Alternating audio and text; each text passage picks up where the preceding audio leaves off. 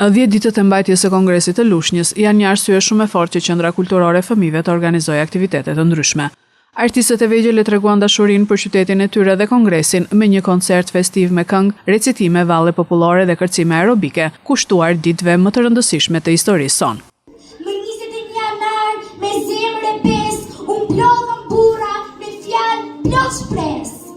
Ka çdo krahi erdhi me nder, për vendin e tyre dha mend e vlerë, me guxime dashuri pra dhe vendosëm që Shqipëria të jetë më e re.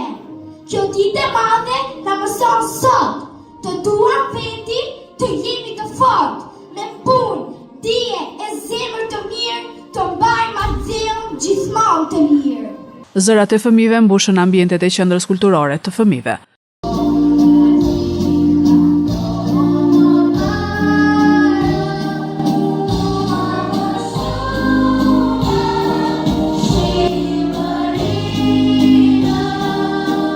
Koncerti u ndoq me emocion nga prindrit, fëmijët dhe qytetarët.